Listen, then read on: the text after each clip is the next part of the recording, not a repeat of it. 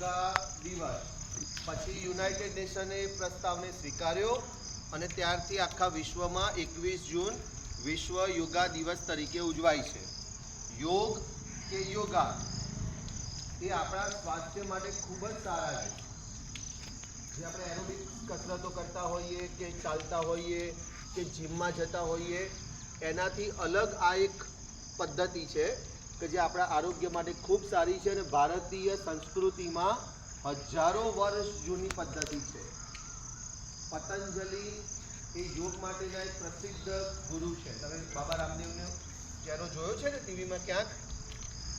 એમના પતંજલિ યોગપીઠ એ એમનું નામ છે. અત્યારે એ જે પતંજલિ છે ને એ યોગ ઋષિ હતા. બીજું આજે હમણાં યોગાના તો આપણે સેશન લઈએ જ છીએ. બીજું આજે એક અગત્યનું ઇવેન્ટ છે આજના દિવસે. તમે બધા જ જાણો છો કે સૂર્યમાં આકાશમાં સૂર્ય સવારે કઈ દિશામાં ઉગે? પૂર્વમાં. આખો દિવસ આમ ગતિ કરે અને પછી ક્યાં આથમે? પશ્ચિમમાં. એકચ્યુઅલમાં સૂર્ય ત્યાંનો ત્યાં જ છે આપણા સૌરમંડળના કેન્દ્રમાં અને પૃથ્વી ફરે છે. પૃથ્વી એના આસપાસ પણ ફરે અને પોતાની ધરીની આજુબાજુ પણ ફરે. એની ધરીની આજુબાજુ ફરે એટલે વચ્ચે સૂર્ય છે એવું અહીં સબ સમજતા જજો.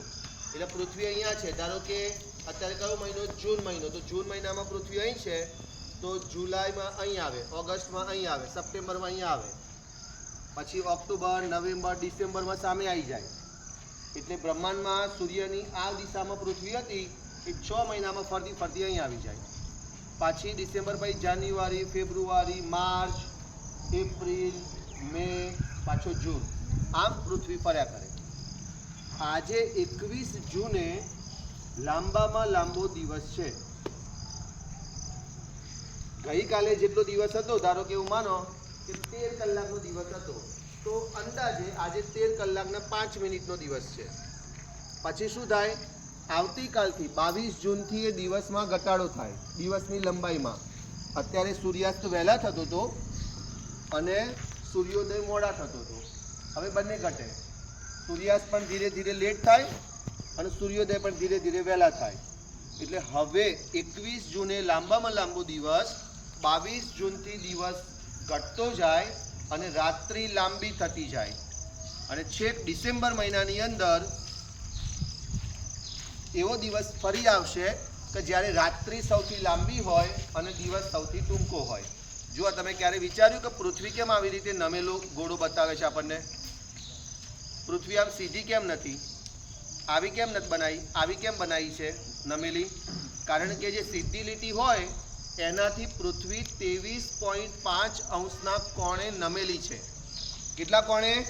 બોલો બધા. 23.5.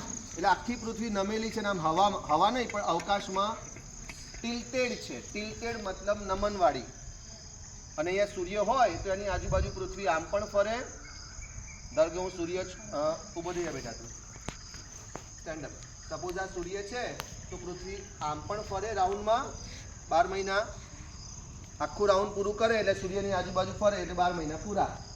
ખબર પડી? અને પાછા અહીંથી ચાલુ કરી તો ત્યાં આવી ગયા. હવે બીજી પૃથ્વીની ગતિ આવી, આમ પણ ફરે. આ બંને સાથે થાય, ગોળ ગોળ અને અક્ષ ઉપર. આ બંને ગતિ સાથે હોય એટલે પૃથ્વીને 2 પ્રકારની ગતિ છે. એટલે અત્યારે સમજજો બરાબર. માની લો કે આ પોઈન્ટ છે એ સૂર્યથી સૌથી નજીક છે. આ વિસ્તાર ઉત્તર ગોળાર્ધ. હવે હું ફરતો ફરતો ત્યાં જાઉં સામે એટલે જોજો શું થાય છે. પૃથ્વી મેં આમની આમ પકડી રાખી છે. હવે આ પોઈન્ટ એ સૂર્યથી સૌથી દૂર થઈ ગયો. ખબર પડી કે નહીં? પહેલાં આ પોઈન્ટ કેવો હતો? આનાથી નજીક સીધો. અને આ પૃથ્વી સામે આવે ડિસેમ્બર મહિનામાં એટલે આ પોઈન્ટ કેવો થયો? એનાથી દૂર. એટલે પૃથ્વી તો એમની એમ જ નમેલી છે. પૃથ્વી આની બાજુ ઢળતી નથી. એટલે આ પદ્ધતિના લીધે અથવા તો આવી યોજનાના લીધે 21 જૂને લાંબામાં લાંબો દિવસ હોય અને પછી દિવસ ઘટતો જાય. ઓકે બેટા? આ આપણી પૃથ્વી છે અને એમાં આ આપણો ભારત દેશ છે. એટલે એ પણ દરરોજ ફરે આમ રાઉન્ડ રાઉન્ડ રાઉન્ડ. એક રાઉન્ડ પૂરો કરે એટલે એક દિવસ પૂરો. ઓકે, ચાલો. એટલે આજના દિવસનું એક મહત્વ, અને હવે આપણે વિશ્વ યોગા દિવસની વાત કરીશું, જે આગળનું સેશન મેડમ લેશે.